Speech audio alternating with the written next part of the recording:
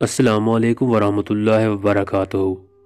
एक बिजली के खंभे पर एक कागज़ चिपका देखकर मैं करीब चला गया और उस पर लिखी तहरीर पढ़ने लगा।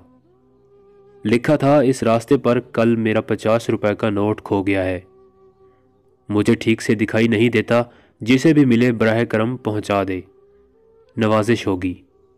एड्रेस फ़लाँ फ़लाँ लिखा था। ये पढ़ने के बाद मुझे बहुत हैरत हुई कि 50 का नोट किसी के लिए इतना ज़रूरी है। तो उस पता पर जाने का इरादा किया और उस गली में उस मकान के दरवाजे पर आवाज़ लगाई। एक ज़ईफ़ा लाठी टेकती हुई बाहर आई। पूछने पर मालूम हुआ बड़ी भी अकेले रहती हैं और कम दिखाई देता है। मैंने कहा, माँ जी, आपका 50 का नोट मुझे मिला है, उसे देने आया हूँ। ये सुनकर बुढ़िया रोने लगी। बेटा, अभी तक करीब करीब 50 लोग मुझे 50 का नोट दे गए हैं। मैं अनपढ़ हूँ, ठीक से दिखाई भी नहीं देता। पता नहीं कौन मेरी इस हालत को देखकर मेरी मदद करने के लिए लिख कर चला गया।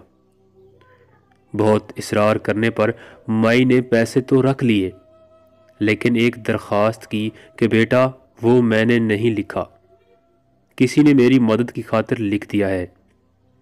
जाते हुए उसे फाड़ कर फेंक देना बेटा।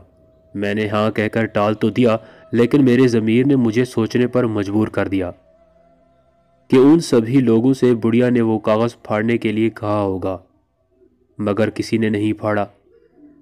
ज़िंदगी में हम कितने सही हैं, कितने गलत, ये सिर्फ दो ही जानते हैं, एक अल्लाह ताला, दूसरा हमारा ज़मीर।